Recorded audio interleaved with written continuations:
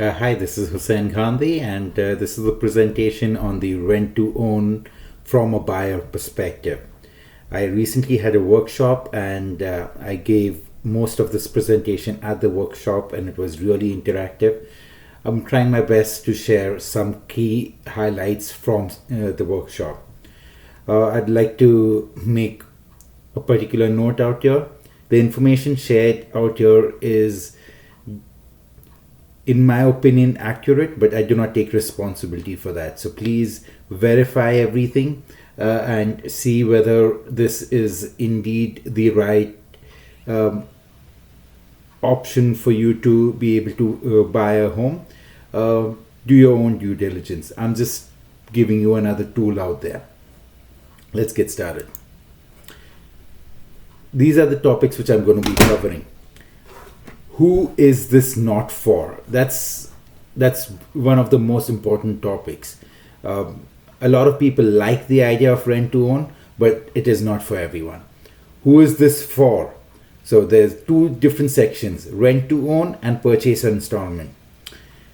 What's the need for rent to own and what's the need for purchase on installment? I'll be talking briefly about traditional rent to own and the major disadvantage of traditional rent to own. The rent to own, which I use my own method, which is the extended purchase and sale agreement. And then we're going to be looking at the purchase on installment. And then we'll be looking at the actual process, how to go about getting a house on rent to own. So let's get started. Who is this not for? If you do not have any money saved, I've been people who have fantastic credit, they have excellent income, but they have zero money saved for purchasing a home. There are a few people out there in the market who yet say, yes, we could get rent to own it for them, but I would really ask you to be very cautious about it. Please, rent to own, in my opinion, is not for somebody who has not been able to save any money. It is not for people who will not be able to set aside $1,000 to $2,000 per month for down payment. Rent to own is, like I'm going to say in my slides ahead, it's a bridge to be able to go down a traditional route of a mortgage to maybe be able to buy a home. This is not a replacement. And if you will not be in a position to buy a house in 3 to 5 years, I would suggest that you do not consider rent to own. You'd be better off just normal renting it. So now, having established who is it not for, let us establish who is it for. This is rent to own. Who is rent to own for? When you have some money saved but not enough to get a conventional mortgage. If you have bad credit or unestablished credit, assume that you're new to Canada, or you do not have a lot of credit cards, you have a lot of you do not deal in credit, you've not established your credit, or you've not made certain wise decisions with your credit, and that's the reason why you may not get a traditional mortgage, or the interest rates are unbelievably high. Now, who is purchase on installment for? If you do not want to deal with interest and bank mortgages, this is for you. So especially of people with Islamic faith who do not give or take interest, this is what I would, I have created this purchase on installment, keeping that in mind. And if your situation demands more than a 20% down, then again this purchase on installment may be for you. Now, why is there a need for rent to own?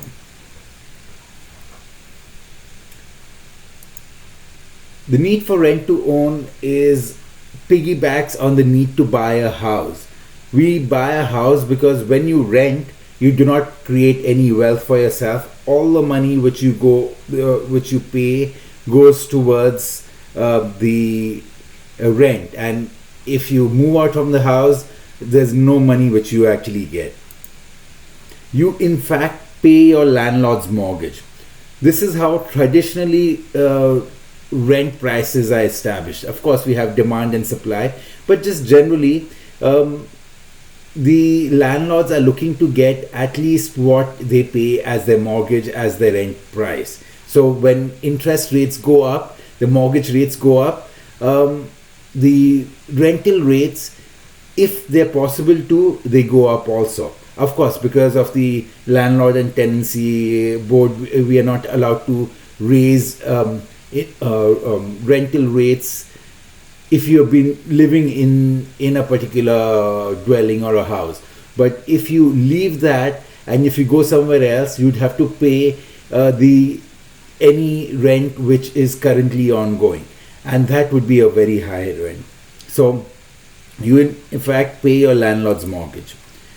You don't have any location stability.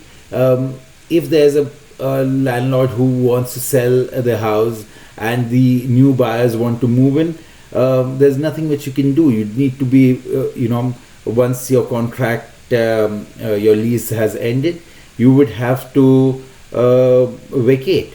And when you look for a new home, it will be expensive. And we have already touched on this point. We have a lot of rental increase. So that is the reason why we want to buy a house. And of course, the primary reason is that the prices increase. The kind of prices which we saw 5 years ago, we're not going to get that same price right now. The kind of prices which we saw 10 years ago, we definitely will not get those kind of prices right now. So the trajectory of the prices have gone upward. Yes, there have been a few years wherein the prices have corrected, but just generally over a 3 to 5 year period, they've gone up. So this is the average residential average price of the Greater Toronto area from 2009 to 2019. On an average, if you can see that we had this little super increase of prices in 2000, starting from 2016, it went super high in 2017. And then after the government intervened, we did have a correction. But even after the correction, you look at the slope of this curve. The slope of this curve is about 10%. So on an average, the GTA prices have been going up year on year about 10%. The average rent in Toronto in 2019 is expected to go up by 11%. So we've established that we need to be able to buy the house. But if you do not have the current down payment to be able to buy a house, what do you do? What is the actual solution? So let me give you some back of the hand math out here, and this might actually assist you in your home purchase. Let us assume that there is a family with good credit and their family income is $100,000. And if the cost of the home is $500,000, if they go with a conventional mortgage and they are able to borrow between 4 and 4.5 times their family income, calculate the amount of down payment. Now, of course, this is something which you would have to talk with your mortgage advisor, but I'm just trying to share back of the hand math right now. So the mortgage you would get on such a property would be about 4 to 4.5 times your family income. So the mortgage you would get is about $400,000 to $450,000. And if the cost of the home is $500,000, you would need to have a down payment of 10% at least, or 20% is what would actually be recommended so that you can avoid CHMC fees. Now, if you had that 20% down, you would go ahead and you would go ahead and buy this particular house. The rent to own is for people who do not have that required down payment. They require to have $50,000 or $100,000 down, but let's say they have only $25,000 or $30,000 down. For it to be a stopgap solution, so that you can save up enough of money to get a traditional mortgage. That's what rent to own is. So the traditional rent to own is basically an option to purchase a particular house. I will talk about that in detail, but I personally do not like the traditional rent to own. I have observed that most of the time the purchaser or the tenant is unable to purchase the home, and they lose a little bit of their deposit. So that is something which, or option premium, that's what they lose. I do not like that. That's why I created another rent to own concept, which is the extended purchase and sale agreement. And then we have purchase on installment, which is again an extended purchase and sale agreement with no rent. All your contributions would go towards the deposit of the house. So purchase on installment is the same as the new method of rent to own, but with all your payments going towards the your deposit. So now let's look at rent to own. It's basically a lease purchase agreement, also known as a rental purchase agreement. Is a type of legally documented transaction under which a property, such as real estate, is leased in exchange for a payment with an option to purchase the property during some time during the agreement. So you have a normal rent, and then you have to have an option premium to have an option to purchase the property. So what do you mean by an option to purchase? It's the right to purchase the property, but not the obligation to purchase the property. That means you're saying that, look here, this property current value is $500,000. I think I'll be able to buy the property in the next 3 years, and you'll agree that the 3-year value is, for example, $600,000.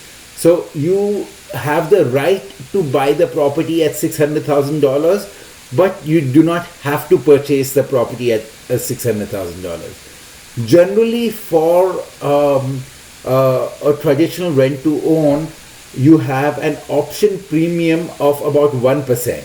So that means that if you've agreed to buy the property at not agreed to buy the property, you have an option to buy the property for $600,000. About $6,000 per year would be your option premium. If that is translated into per month, it would come up to $500 per month. So you would have your rent plus $500, which would be your option premium. So like I said, I don't like that because there's no certainty and there's very little down payment help. Now, traditional rent to own is very good if you are going to get a windfall from somewhere else and be able to purchase the home. So for instance, let's say you have a property overseas which you wanted to liquidate, and you need some time to be able to do that. You were planning to liquidate that, get that money, and use that money to buy your home. Then a traditional rent to own may be of a strategy which you could use. But just generally, if you are looking to collect the down payment you require, a rent to own is not what I would recommend, the traditional rent to own. Now, the new method of rent to own, which is created by me, which removes uncertainty. It helps you collect the down payment. Now there is skin in the game for both the buyers and the sellers.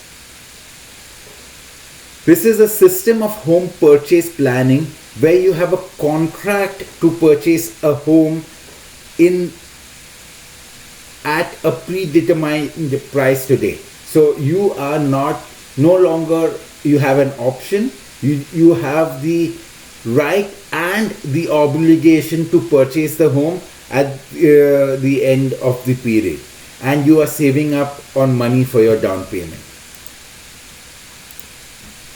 So how does this actually work? We'd have the extended standard purchase in sale agreement. So we would use the same contract which we would have normally used for another resale property. It can be a 3-year contract, 5-year contract, or a 10-year contract. We lock in the home inflation between 5 and 6%. That means that if you recall, the average inflation since 2009 was about 10%.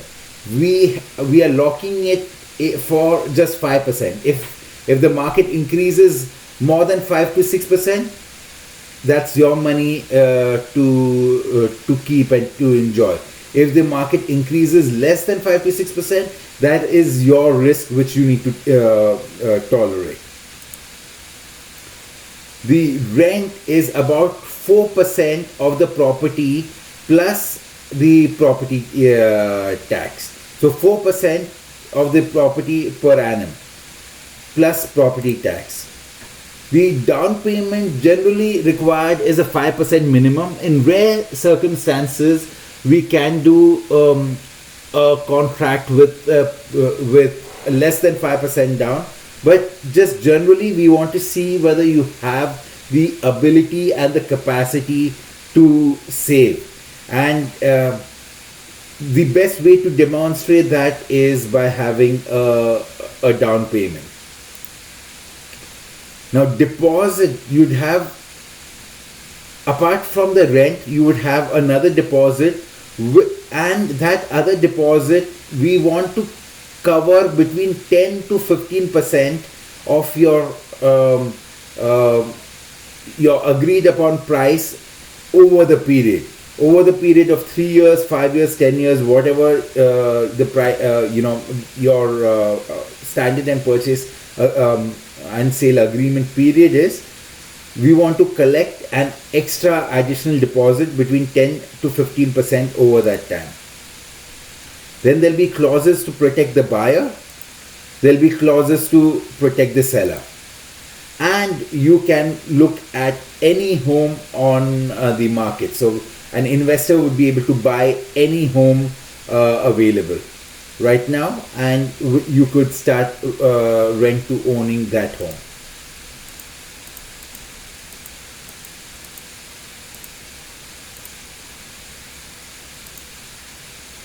Now, before I get into examples, I'm going to talk about the purchase on installment. Now, this purchase on installment is again created by me. It is to help people purchase homes without bank mortgages. Now, how does the purchase on installments work? It's an extended standard purchase and sale agreement. 3 years, 5 years, 10 years, and 15 years. For this, the minimum down payment required is 20%. It's no longer 5%. All payment mentioned is a deposit, but you pay the property taxes. So there is no rent. Your rent will go towards your deposit of the house, but you require the 20% down. Of course, you have clauses to protect the buyer, clauses to protect the seller, and there will be no rental agreement out here. There will be a license to occupy the premise. Why would there be no rental agreement? Because you are not paying any rent. Now, here are the key differences between rent to own versus purchase on installment. Rent to own, you would have a initial payment of 5%, your purchase on installment 20%. The rent will be 4% plus property taxes. The rent out here is zero, you just pay the property taxes. Or if there are condo fees, you pay the condo fees. The home inflation is 5% to 6%. Here the home inflation is 4% to 5%, depending on the amount of down payment you've agreed on. So if it is 20% down, you would have a home inflation of 5%. If it is more than 35%, you would have a home inflation of 4%. You are required to make an additional deposit of 3 to 5% per annum. Why? Recall that we want to collect between 10 and 15% of your complete payment as a down payment by the end of your term. So if we were to do that, we would have enough of money as deposit collected so that you could get a traditional mortgage. Here we are looking at an additional deposit of 6% per annum. Remember, out here you do not have any rental payments, so that is why all of the money apart from your property taxes goes towards your deposit. Terms 3 and 5 years, 3, 5, 10, even 15 years. Now there are ways to exit. You can purchase the property or you can sell the property on MLS for both. So now let's look at an example. Now let's look at this particular example. This is a real property with which is listed for $552,000 and the property taxes are $2,433.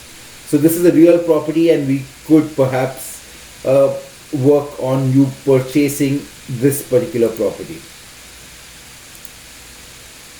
So if we go back to the previous slide, look at the amount of down payment. On $552,000, you would have a down payment of $27,600 because that's 5%.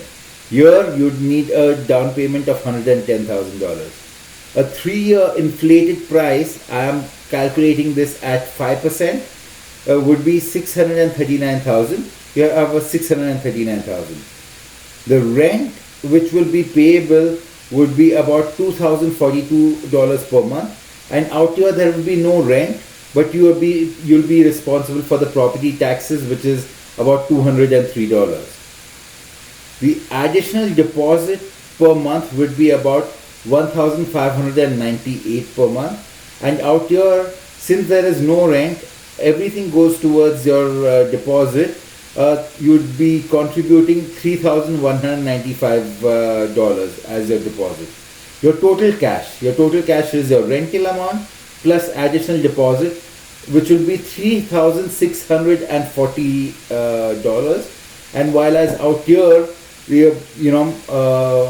on purchase on installment, you would have the total cash, monthly cash of $3,398, out of which your wasted component is only $203, and this entire money goes towards the deposit of the house.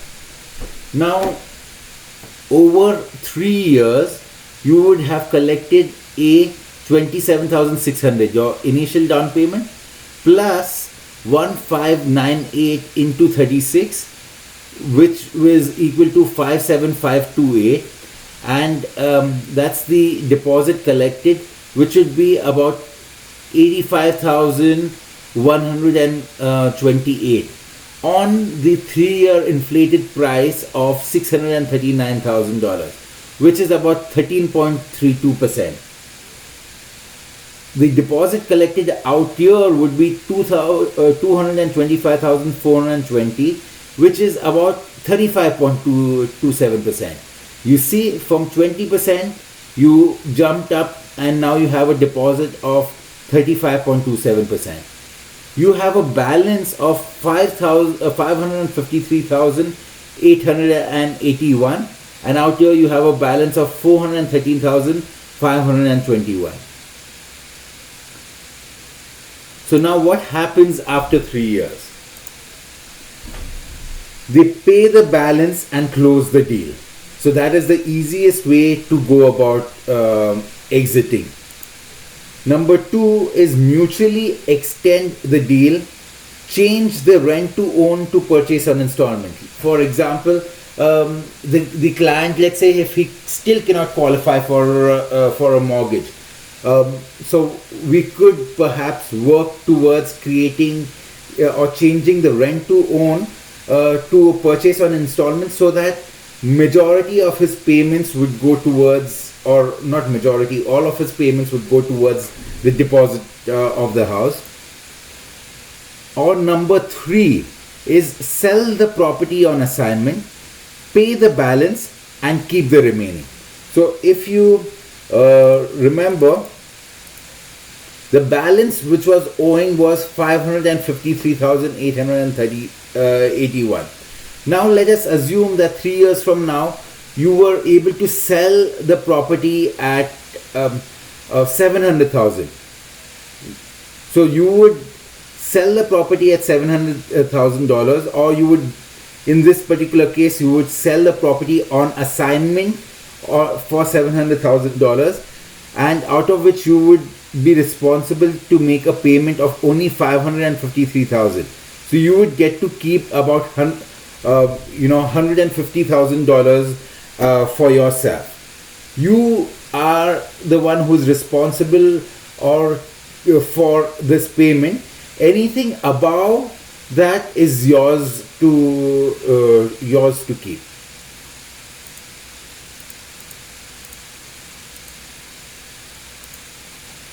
So now let's look at the process. What actually happens? How would you want to partake in rent to own or purchase on installment? You need to fill in the form. I will give you the link below this video, or you can always email me agenthusein@gmail.com and tell me that you're interested in rent to owning, and I will send you the form. Then we'd have an interview with a mortgage agent. I would match you with the right investor. We would search for the property together. We'd put in a conditional offer along with a deposit. We would get the property inspected. Now, who's doing all of this? The buyer is doing all of this, the rent to own buyer. Once we get the investor to agree, we will waive the conditions. We'll pay the down payment. We would move in. We'll pay the rent plus the additional deposit, and we'll purchase the property or sell the property at the end of the term.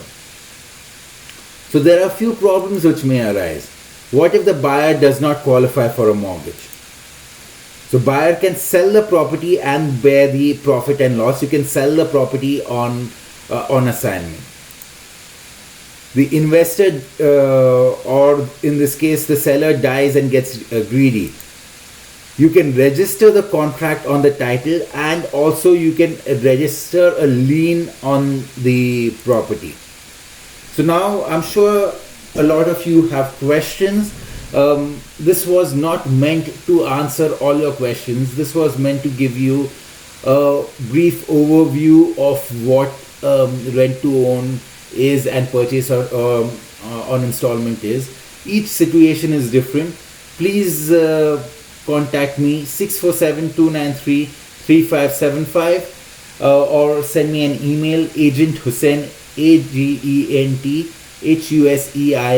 @gmail.com, and I would be really nice if I could help you out move into your new home. Thank you so much.